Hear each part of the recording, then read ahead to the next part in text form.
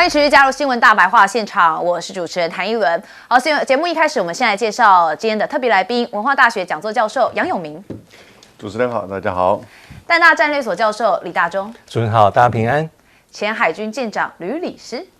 主持人好，各位观众大家好。好，我们今天要来讨论什么呢？也就是现在奥运非常热嘛，但是大家有没有看到有一些政治的味道呢？也就是美中之间也在奥运上头角力。我们先看到的是桌球的部分，连续3场肖战5局，中国击退了瑞典，惊险的完成了5连霸。好，中国队在巴黎奥运桌球男子团体金牌战的时候，遭遇到瑞典的顽强抵抗，3点都是肖战5局才惊险脱困，历时了2个半小时。哇，桌球可以打这么久。那激战之后有惊无险，完成了5连霸。好，不过这件事情其实现在在微博这边也有热搜，因为大家就说，现在好像是这个瑞典好像输不起，有点在摔拍子的状况，这个是热搜的第2名。所以现在瑞典是被打的摔拍子了吗？成为了热搜榜。但是我们看到，像是潘展乐这边他就有在特别讲说，他确实有感觉到有一些状况。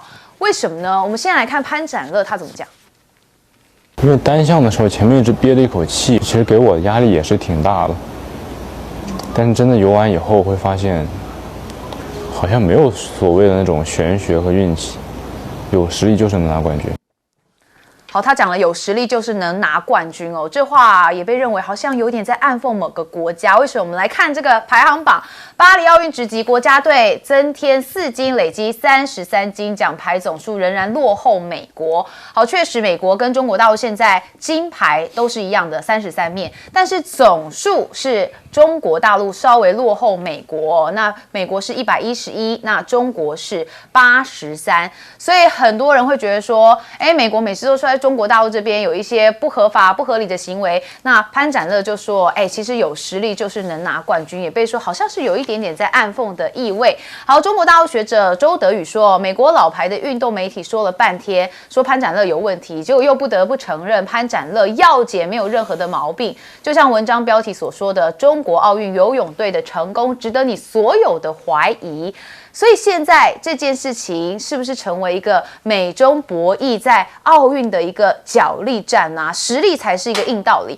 好，美国对于中国大陆的崛起，根本说是一种焦虑还有恐惧的一个编制遏制，那更至全方位，大到军事对抗，小至金牌比拼，都要来进行角逐。他说，这就是当前美中关系陷入战略结构性矛盾的真实体现这个是风评所讲的。好，我们再来看到是中国大陆现在对于一些美国禁药的部分，他们说其实是有产业链的。好，这个是陈新闻说的，这个国际检测机构说，美国媒体报道这会导致对中国游泳队的额外检测。其实国际检测机构回复记者时候就有确认说，的确是美国媒体对于中国游泳队的报道，那导致了中国游泳队在奥运前的一个额外检测。那现在美国到底对兴奋剂是不是一种双标的态度呢？我们再来看到，这是巴黎奥运这个兴奋剂检查阳性的奈顿，然后这件事情，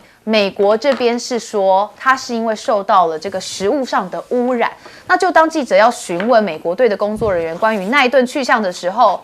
奈顿竟然偷偷的溜走了，他没有停留而且根据这个媒体同行的回忆说奈顿在路过美国电视记者的采访区时，也是匆匆走过，一言不发。那你不是说他是受到了食物的影响吗？那如果这件事情是公开的，是正大光明的，为什么不讲呢？所以就很多人质疑说，一向爱表达的美国运动员为什么这时候沉默了？好，那一顿案到底怎么样体现公平这个竞争呢？美国选手都没有直接回应，所以这是很多人的做报道。但是我们看到在赛后新闻发布会上面，中国大陆也向获得银牌的美国选手肯尼斯贝德纳雷克来进行提问，就问他说，你觉得美国反兴奋剂机构处理奈顿事件的看法，认他是不是体现了公平竞争的精神呢？美国的选手贝德纳雷克他说：“我不了解这个情况，没有给出评论，所以大家都是对这件事情不知道该怎么回应，所以赶快做出沉默。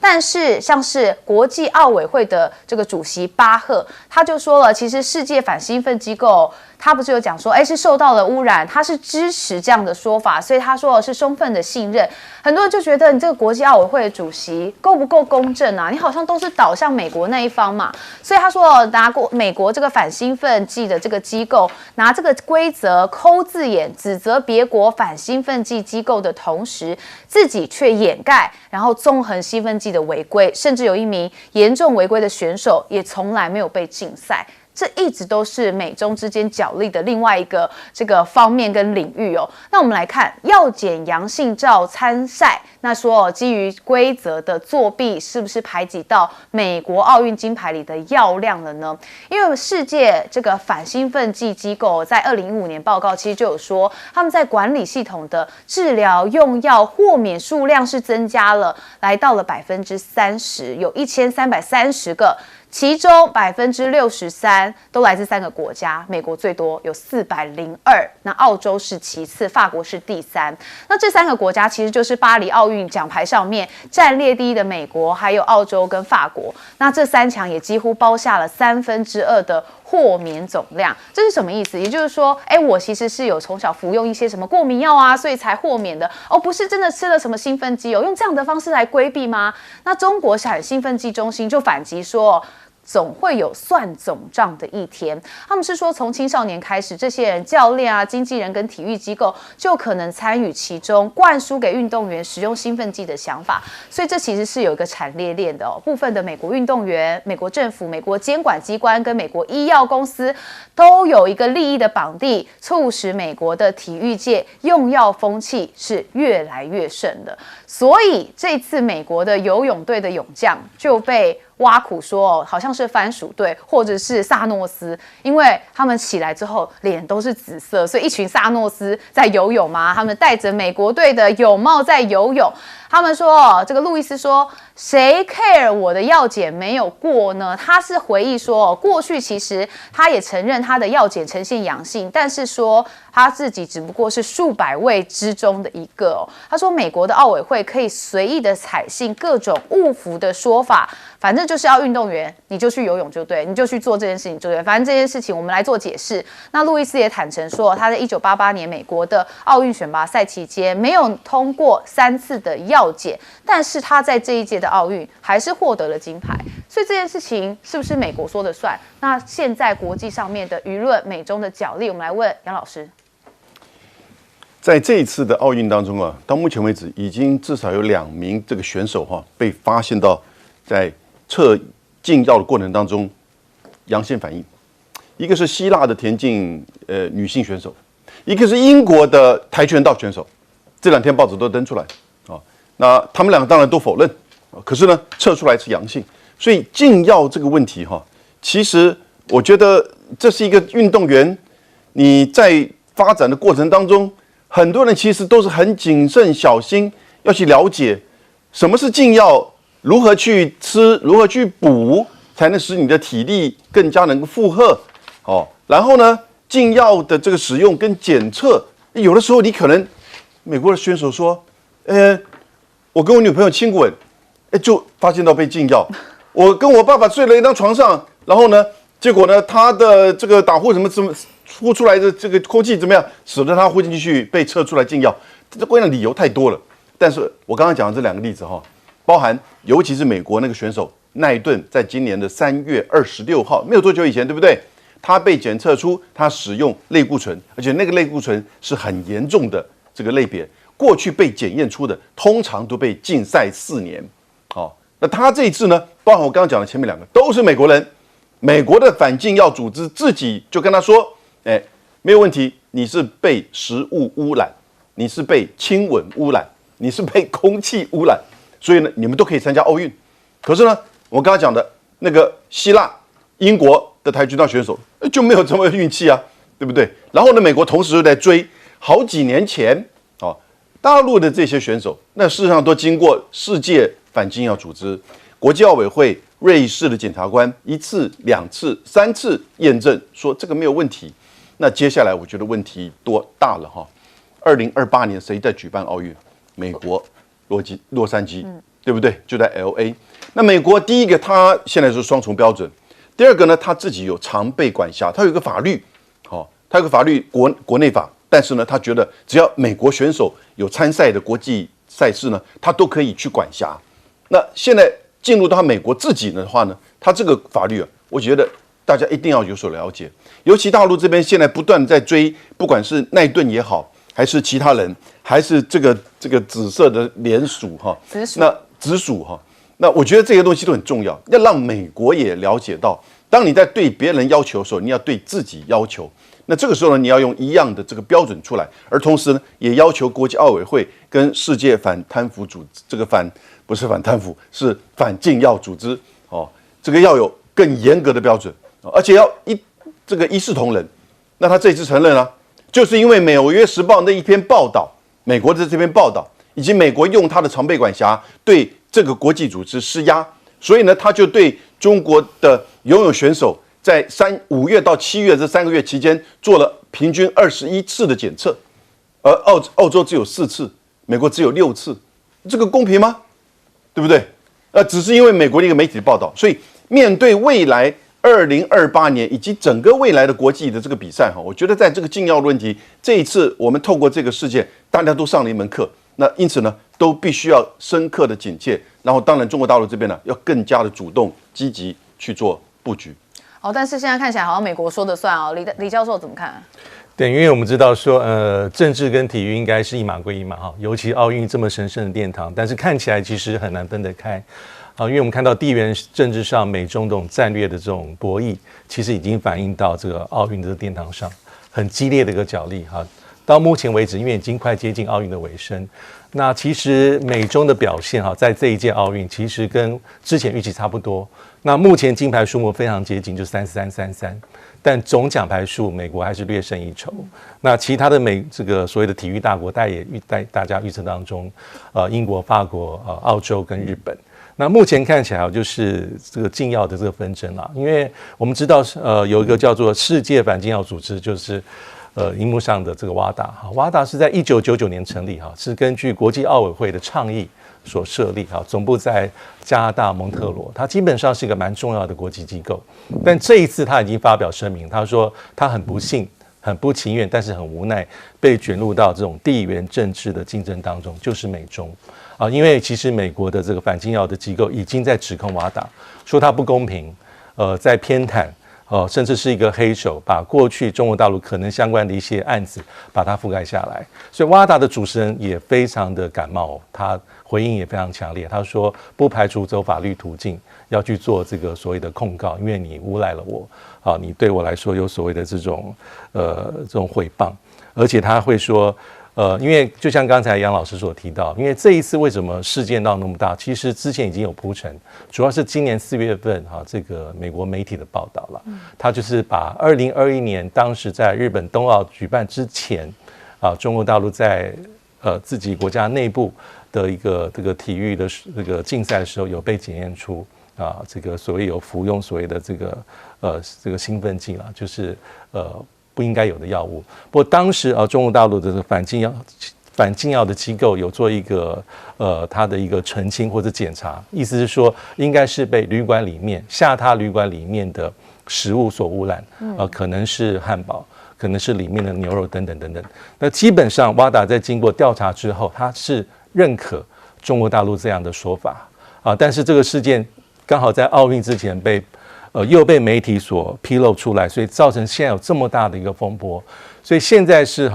美国的反禁药机构，同时对中国大陆的这个反禁药的机构，以及全球的这个WADA进行所谓的指控。那所以就像刚才所讲，这一次的奥运因为中国游泳队因为已经是大家关注的对象，所以根据世界这个所谓的游泳联盟的一个资料啦，从今年1月到现在，的确中国大陆的游泳队的成员平均每个人已经接受到21次检验， 31位，远远超过澳洲，远远超过美国。所以重点是什么？我还蛮同意，一致性、公正性，而且有没有双标，有没有特殊的针对性啊，包括所谓的豁免总量的认定，这点还是非常非常关键，对未来。21次真的很多，那到底这个美中角力战也传到的体育盛事上面，舰长怎么看？刚刚主持人说，一向爱表达的美国运动员为什么沉默了？那是不是很爱表达？不仅是现在还在那个赛场上面的很勇于表达，那个退休的也很爱表达。这个就是之前号称飞鱼的菲尔普斯，他曾经讲过说，如果你曾经被怀疑使用禁药的话，你基本上应该终身退赛。对这件事，他是不是应该先劝告一下1984年得到这一个短跑冠军的刘易士，他先把他的金牌缴回去。然后关于这个奈顿，是不是他也应该劝告他，你不要再比赛了，你应该要退赛。那如果他不劝告，他不站起来登高一呼的话，那美国到底是不是一个基于规则的作弊？也就是你可以作弊，别人不可以作弊。我在这里讲的并不是主张大家都作弊，而是大家应该都是其一的标准。那在这个其一的标准之下，我们刚刚也提到另外一件事情，这另外一件事情其实很重要，也就是有关于产业链的部分。关于产业链的部分，美国是这么讲的，就是美国从有90%的参众议员，以及90%的众议员跟90%的参议员，全部都接受到这些药厂的的游说。那也就是这些立法的跟关说的以及政府执法的，现在就是一个产业链。但是产业链还有一个末端，末端是什么？末端就是选手。我们其实大家，因为我们都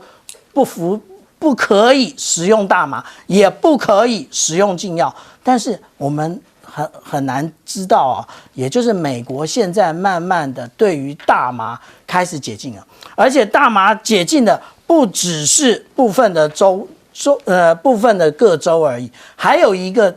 就是体育，除了 NBA 之外，还有棒球大联盟，通通现在都已经把大麻这个东西从禁止的药物中剔除。那这个剔除之后，其实他们的解释就是刚刚讲到的有关于这些身体的那个问题啊，其实他们的解释就是减缓疼痛。既然飞鱼可以因为哮喘，可以因为心脏病服用这么多的药物，但是它还可以破纪录，大家不觉得很奇怪吗？好，真的非常奇怪啊！我们休息一下，马上回来。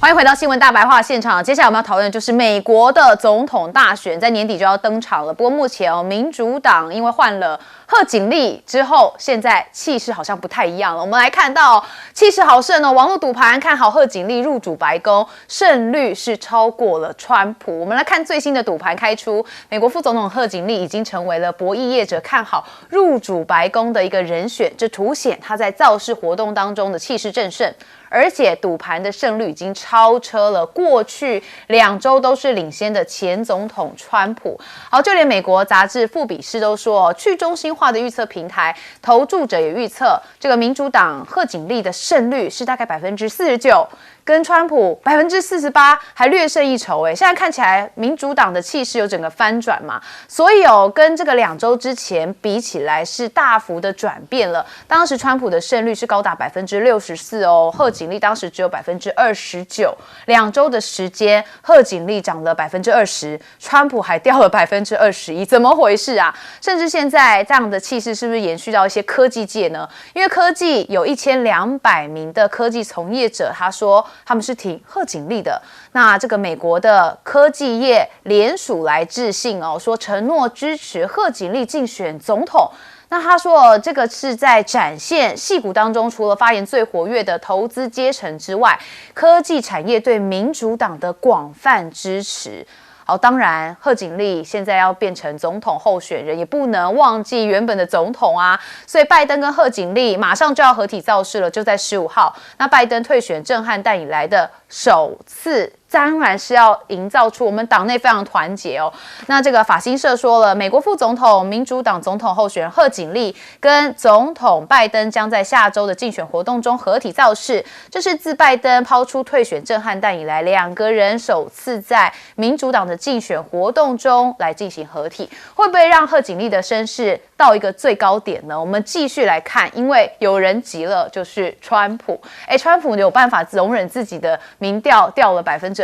吗？好，华盛顿邮报说，他当选前的危机在几周前，川普看似胜券在握哦。但是现在完全是相反的。那当时拜登坚持争取连任，川普挺过了这个暗杀未遂，但在拜登退选又推了贺锦丽出征之后，现在贺锦丽的崛起夺走了整个镁光灯的焦点，所以川普发现他又回到一个势均力敌的选战，所以出现了一个紧张的迹象嘛？为什么这样讲？因为他讲了一句话，他打电话给他的朋友抱怨说：“我已经战胜了拜登，就是他说他啦，结果如今我还要打败另外一个他，就是贺锦丽。他说不公平，对他很会讲这种不公平。好，但是他是不是就真的急了？所以批评贺锦丽现在也开始语无伦次呢？我们来听听看他语无伦次什么。Well, I know Willie Brown very well.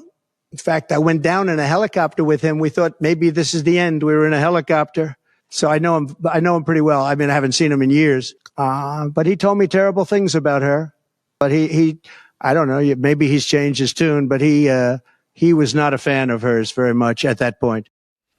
好，他讲错了什么呢？他其实讲错了这个布朗傻傻分不清楚，他搞错了贺锦丽的前男友啦，就惨遭打脸哦。这件事情也是蛮吊诡啊，蛮好笑的。那这个威利布朗说，他获知川普说法之后，他就澄清表示说，这整个故事都是假的，他从来没有跟川普一起坐直升机，而且在任何一次的直升机飞行当中，也没有什么这样子的状况会丧命。他始终是贺锦丽的一个忠实的支持者。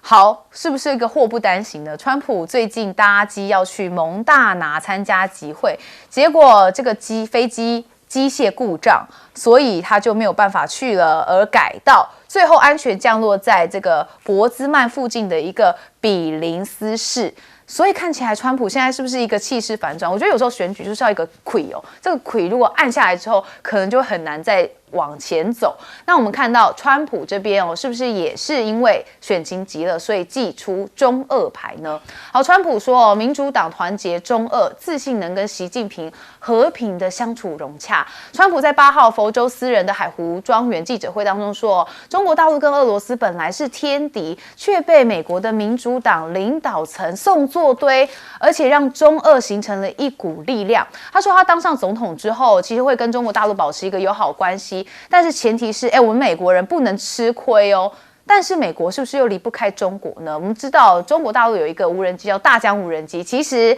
美国人很喜欢用，但是现在美国政客希望封锁这个无人机，但是很多的部门是抵制哦。他说，我们自己的无人机根本飞不到山顶，所以现在多方的抵制说，拜托你不要把这个大疆无人机给抵制好吗？那大批的中国无人机的忠实用户也发起了抗议哦，说他们致电民选的官员，撰写专栏文章，而且签署了联名信，反对这个封杀令，就是因为美国制造无人机的能力跟技术都比不上中国大陆的产品。那这个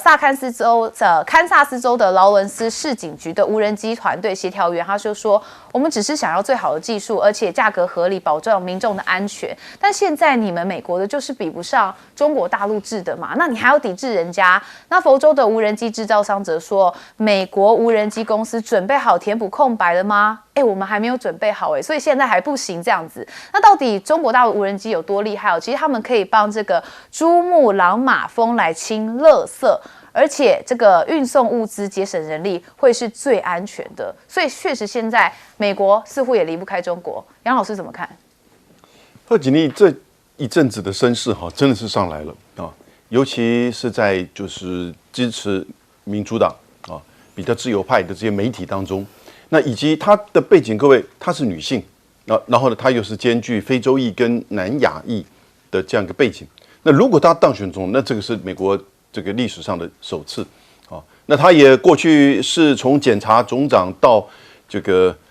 参议员，然后到副总统，所以他的资历这都没有问题。那只不过就是说，他这个会不会是一个蜜月效应？那也就是说，在拜登退选，那终于这些支持者心里面的一块石头放下来，因为他的身体的状况，那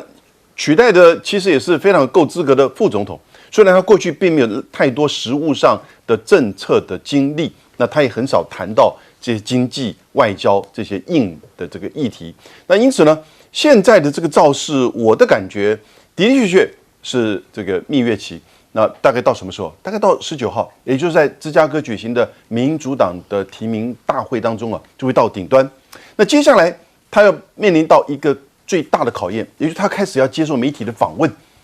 要谈一谈他的这个政策观。你选总统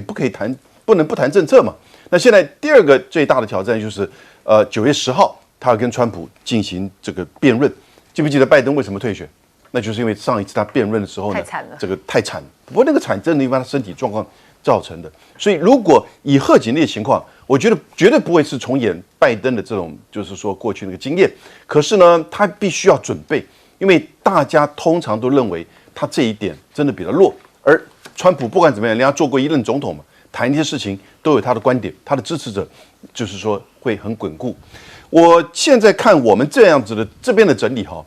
以及我们台湾媒体在谈到这两个人，川普跟贺锦丽稍微比较偏美国的主流，也就是说民主党为主的媒体的这个报道的方向，我必须要这么讲，因为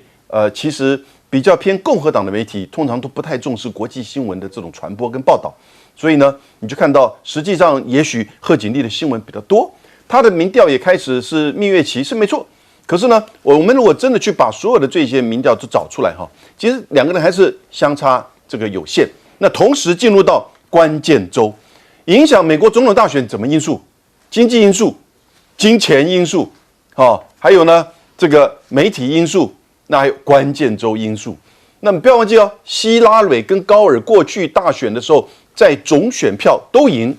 ，2016年、2000年都赢他的对手，但是呢，总统大选都输。输在哪里？输的关键州，因为美国州很重要的，它这个每一个州计算，赢者全拿，它能依照人口分布的，就是说这个候选人这个所谓的总统的选举人票，那总共多少张呢？538吧，所以你只要拿到270张票，你就赢了。现在跟各位报告，川普是235，希拉蕊这个 Harris 是贺锦丽是226，可是6个关键州目前的民调，川普还是领先，所以如果辩论川普能够维持正常，而贺锦丽一旦表现不好，我觉得这个关键州还是把这个转变不过来。那最后的结果呢，我们大概就可以比较预期。但是呢，现在时间还长，贺锦丽还是可以有加油的机会。对，总不会这么快就进入到垃圾时间啦。舰长怎么看？我们来看一下现在其实我们一般所讲到的中立选民，也就是还没有决定要投贺锦丽或者是投川普的人，其实越来越少我们来看这一个这一个是华尔街日报他所提出来的一个民调的结果。那如果说是在6月29号到7月2号的时候，这些尚未决定的人有28%，可是到了现在7月23号到7月25号的时候，他这个选民还没有确定的已经降到只有15%了。然后在这些选民里面，其实他们最在意的只有3个议题，这哪3个议题呢？也是有关于经济、有关于移民，还有关于堕胎的问题。那这3个问题也就恰恰好是现在为什么我们看到无论是民主党或者是共和党，他们在对于议题的讨论的时候，大家会觉得台湾呢？台湾根本就不在他们的讨论之内。他们其实觉得最重要的是自己的国内议题啊。那我们讲到说，如果说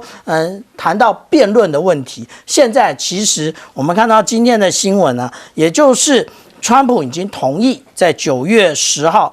在 ABC News 来进行辩论。那但是呢，川普有附带的，川普每一次都有附带的，不然就说不公平。那他的附带的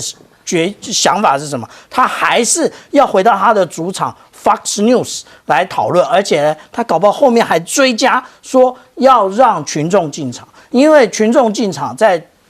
台下鼓噪，其实那个是没有办法阻止的。如果一旦鼓噪，那个就是有利于川普啊。那至于说美国的无人机之所以难用啊，这个不用美国人来讲，这谁来讲呢？现在正在作战中的乌克兰的，他们有讲过啊，他在也是《华尔街日报》里面，他讲到说，美国无人机为什么没有办法扭转乌克兰的局势呢？因为这些新创公司呢，他们不但是故障，而且价格昂贵，所以无论你如何的禁用，其实我们看到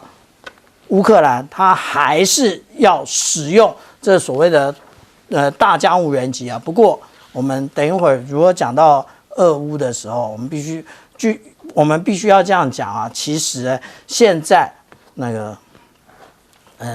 俄罗斯有提供伊朗，对不起，不是俄乌啊，是伊朗提供伊朗新的电战系统。真的只有电战系统能反制无人机，不是用飞弹啊，用飞弹太花钱了。这个是他们的一个频率的频谱，也就是它可以从频谱中直接可以看得出来，原来已经有无人机接近了，而不是用一些其他的各式各样的征收系统，因为征收系统对于体积这么小的无人机其实是有困难的。李教授帮我们讲一下。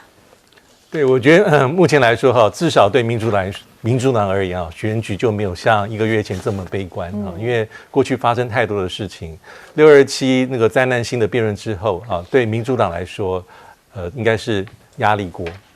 那拜登是想 hold 住但是真正的转折点是7月13号那个枪击事件。那枪击事件爆发之后，整个民主党那个压力已经到了顶点，才让拜登陷入长考，最后在7月12号做出他不选的声明。那接下来就是很快民主党内就形成共识，因为要赢的企图心和意愿非常的强，一直到8月7号贺锦丽推出他的副手瓦兹。那基本上现在美国大选进入到另外一个全新的阶段，因为两军对垒主帅副将都已经完全确定，那接下来就是选举的一些策略，还有关键的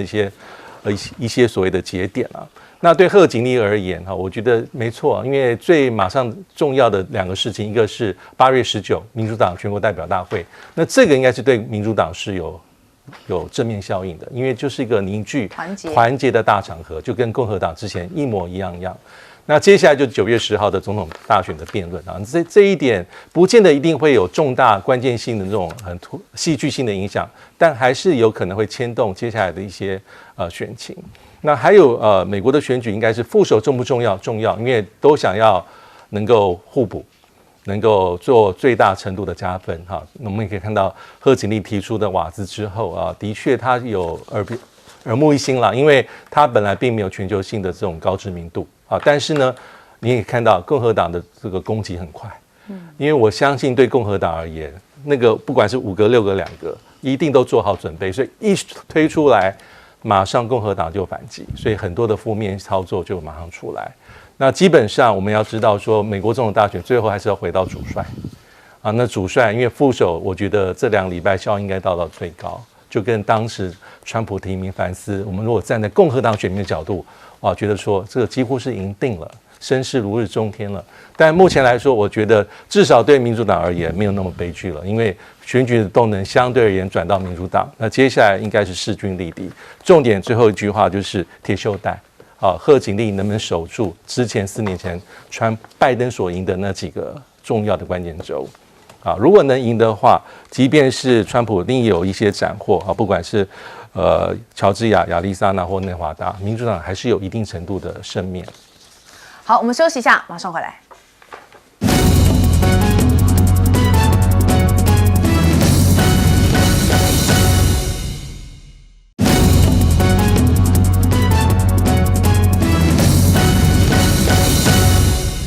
迎回到新闻大白话现场。我们接下来要谈的就是现在国际大家最头痛的事情，就是中东这边的战局哦。我们先看到的就是美国是不是施压以巴准备和谈了吗？这件事情讲好久，但是始终没有一个最清楚的一个节点。但是我们看到美国、卡达、埃及是希望跟以色列跟哈马斯这边在8月15号召开紧急的会议，要重启停火的谈判。那纳坦雅胡就以色列总理这边是说，他们办公室在9号凌晨发表声明，以色列同意在15号恢复加萨走廊停火，还有释放被扣押人员的一个谈判。那哈马斯这边怎么觉得是没有说有什么相当的回应？但是我们看到路透社他们说，3国在一份联合的声明当中说，谈判可能在卡达首都杜哈或是埃及的首都开罗来举行，所以现在还在讨论当中。但美国、卡达跟埃及的领导人也发了一个联合声明，他说：“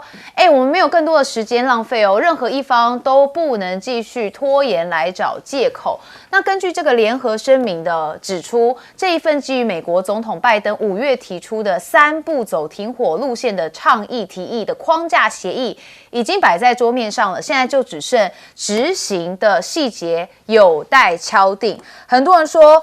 你美国好像什么事情都要掌控在你的手上，那现在这件事情你也要再做一个好像都是领导地位吗？我们看到伯恩斯说，美国、埃及、卡达是希望以哈在15号复谈。那白宫这边就讲说，这个恐怕局势会一个升级，所以要向中东派出多到可怕的一个军力。那美国的中情局长伯恩斯也预计要前往，就代表美国出席会议。那白宫的高官也说，现在中东局势面临一个升级的威胁，所以他们已经送了很多的军力，甚至 F-22战机抵达中东。还有美国的国防部也说，如果攻击会保护以色列哦。那美国国防部副新闻秘书就说 ，F-22战斗机都部署完成了，像是罗斯福号航母打击群也到了中东区域哦，要应对未来可能的威胁。反正总而言之，现在美国就说，世界是我在做主导了，还是想当一个美国世界警察的角色。但问题是，伊朗不是才说要报复吗？报复以色列，报复美国，但是不是也有忌惮美国呢？好，因为传出伊朗现在放弃要攻击以色列，改采一个针对性的行动，追捕的就是这个打死他们这个首脑的这个以色列特工。那所以卫报就说，以色列这边可能不会接受到伊朗的一个攻击，而是这个把哈马斯首脑哈尼亚的这个特工可能是他们的另外一个目标。所以现在伊朗是不是在一个庞大的外交压力之下，就是避免引爆一个中东的全面战争？为什么？因为可能在这张图上，这张图就是伊朗的核设施的这个图，他们说现在已经被公开了，这是以色列公布的。所以公布这件事情之后，以色列是不是也有所忌惮？你是不是真的会在我的核设施上面做一些攻击呢？那这件事情就变成有点复杂。那美国也向以色列提供了35亿美元的资金来购买美国武器跟军事装备。所以现在美国国务院也说，我们在做这件事情的时候，就是需要中东这边的地方是稳定的状态。但是俄罗斯自然也不是好惹的，他们的这个绍伊古就说，俄罗斯联邦安全会议的秘书就他自己讲话，他们说可以看出来，以色列现在 F-35战机是有来无回的，这个像是摩曼斯克 BN 的电子战系统。那伊朗说，他们其实更想要的是苏35的战斗机跟 S-400的防空系统，伊朗需要的是一个进攻型的武器。是不是这样可以看出来，伊朗跟俄罗斯之间，其实关系互动还是真的持续的很密切哦。尤其伊朗的媒体说，伊朗的海军装备有一个新型的巡弋飞弹，他们的这个革命卫队海军装备了这个飞弹，而且配有一个无法被侦测的一个高爆弹头，可以造成大规模的破坏，而且击沉目标。这个武器运用的要怎么样精确呢？是不是有一个状况，就是乌俄战争还在打，但现在看起来是不是有点美俄在交锋？因为看到说现在俄罗斯跟乌克兰互相大规模进行无人机攻击，而且造成很多人员跟财产的损害。那在这个厄利佩兹克州的一个军用机场就被遭到袭击。那俄罗斯这边也做了一个影片发布，他们说他们有向乌军的阵地投下了一个超级炸弹，然后要对乌军人员跟装备来进行打击。这这种超级炸弹哦，之前就有俄国媒体说堪比是这个战术核武器，所以现在是不是形成一个氛围，就是以色列跟这个哈萨走廊这边在进行这个哈马斯在进行争夺，但是俄罗斯是不是有扶持伊朗？所以伊朗现在对于以色列讲话，也算比较大声，因此美国也不爽这个俄罗斯，那我干脆就去回头打你的乌俄战争的地方。所以看得出来，现在的整个状况，中东情势相当复杂。我们来问一下杨永明教授怎么看？美国对以色列和巴勒斯坦，就是哈马斯在就是7月31号的事件之后，对他们两边施压，而且还找了卡达、埃及，而你们还是要继续恢复和谈。你们的领袖在伊朗的德黑兰被以色列给干掉之后呢，你们还是要继续恢复和谈。这个哈马斯会答应吗？哈马斯新选出来的领袖叫辛瓦，他是个强硬派，他当初其实就是主导在10月7号的那个攻击事件，那其实他是真正应该是以色列的头号要针对的这个对象。那但是呢，因为一直以来哈马斯的领导人一直就是就是哈尼亚，一直都躲在就是国外。那终于到了伊朗的时候，他能够有这个方式把他给先去北京。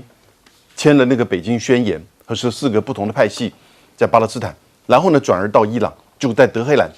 被以色列的这个应该是摩萨德情报人员给干掉。我觉得这个时候你就倒过来说，好像责任都是在伊朗，你要破坏中东和平吗？是不是？你应该要让哈马斯来跟我们以色列和谈，你和谈，那你先承诺你是不是要停火？你已经杀了4万多个人呢，这次的奥林匹克俄罗斯不能参加，为什么？因为他发动俄乌战争。但是为什么以色列可以参加？以色列还被国际法庭认为他们是战犯，屠杀、非法占领巴勒斯坦的区域。为什么以色列人可以参加？是不是？那个时候美国打伊拉克的时候，非法打伊拉克、占领伊拉克，把伊拉克政府给换掉，杀了多少伊拉克人？美国一样可以参加奥林匹克啊，对不对？所以这样这个责任呢，国际媒体通把它拖，用美国媒体塑造的，把它推给这个伊朗。那伊朗没有办法，因为就是弱嘛。从1979年开始被美国制裁，美国怕它强大，美国怕它强大，因为这个是一个永远化不掉、解不开的仇。中国跟俄罗斯都没有把美国当做一个敌人，虽然敌意很高，但是呢没有把它当敌人。那伊朗根本就是把美国当敌人，因为美国从头到尾在打伊朗。那现在他透过以色列直接叫伊朗的德黑兰去干掉外国的元首，就是外国的元首嘛。然后现在呢，沙特阿拉伯现在站在伊朗这一边了，说你这是侵犯伊朗主权。所以我是觉得，其实这个中东的这个决定我觉得不会大战，可能会重复4月份，可是呢，也不是如美国一手能够在操控这样子，那必须呢更公平的看待所有的事件。不过它会非常的复杂。好，确实真的很复杂哦。中东这个战局，舰长怎么看？我们来看其实基本上来讲，在中东的部分如果按照那个国际媒体这个 Breaking Defense 他的一个访问他访问了大西洋理事会的高级研究员，他讲说，现在如果伊朗要进行反击呢，它其实要大于无，就是要比无还要多一点，但是呢又小又于有，也就是意思是什么？也就是规模也不能太大，不能引起中东的全面性的战争。那个味道就有点像4月14号的那一个反击，但是要如何的反击，如何的从反击之中得到一点点对于未来可能发生战争的一些教训，这就要看伊朗的智慧我们讲说绍伊古他这一个俄罗斯的现在的是一个国家安全委员会议的那秘书长，那他其实他这次提供了伊朗这样的那个电站系统，这电站系统有5000公里到8000公里。大家不要说我没看过，其实我跟大家报告一下，2018年北约所进行的这一个3x几的这个军事行动的时候，挪威就是这样被干扰了。挪威被干扰，我们想想哦，挪威距离俄罗斯中间还有2个国家，那2个国家一个是瑞典，另外一个是芬兰，这2个国家没事吗？不，他们的 GPS 全部都不通。那也就是说，俄罗斯其实它的电站系统啊是不能小觑的。另外，其实伊朗想要另外一个装备，什么样的装备呢？除了苏凯35之外，它其实更想要的是是 S400的这个防空飞弹，因为 S400的防空飞弹，它的防御的距离可以达到400公里，而且它跟标准6型有点像。也就是它可以攻击地面目标，这个就是伊朗要的了。那它的这一个构型呢，其实为什么这么多使用俄罗斯的武器的国家这么喜欢用 S300、350到400，未来还有500？为什么？因为它可以向低阶接轨，也就是你原来使用 S300的，那这样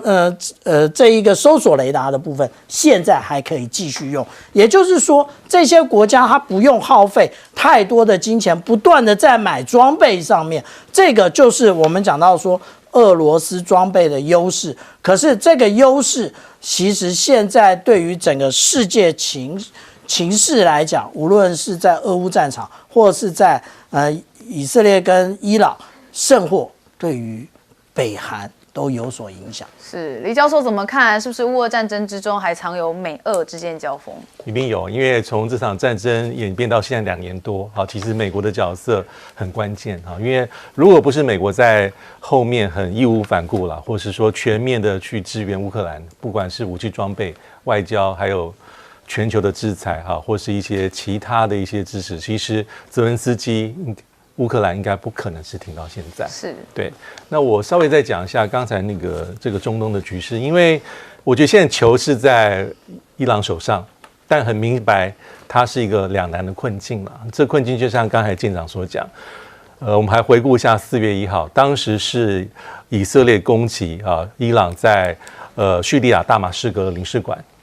然后造成好多革命卫队的死伤。当时伊朗也是信誓旦旦说要大规模的报复。但这报复中间隔了12天，那最后因为有地理上的限制，相隔1000多公里，所以只能透过这个弹道飞弹、巡弋飞弹、无人机做长程的打击，还有搭配这个真主党的攻击，所以基本上4月13号所谓的伊朗的报复对以色列基本上是毫发无伤的。但他必须得做这个，因为无法对国内交代，有国内很多的一些压力。那这一次其实应该是更严重了，因为是在你自己的首都。对不对？德黑兰，而且哈马斯的领导者这个哈尼亚是才参加过，你才刚跟你的新任总统见面，就在旅馆里面被击杀。所以当时如果回顾一下731之后，伊朗的态度是很强硬的，他说不会善罢甘休。但是那是7月31号，今天都几号了？所以昨天有一些西方媒体传出来讯息说，可能伊朗不会用所谓的大规模军事打击。但这个很难说，因为感觉前几天才在箭在弦上，那现在你是不是要再一次要吞忍？有点像是雷声大雨点小。那我们也看到美国的这个作为是两手的，一方面军事上毫无保留支持以色列包括有些象征性意义的这个航舰的打击群派出更多的战斗机，还有之前可能有一些 hold 住给以色列提供的弹药，马上无条件的放行。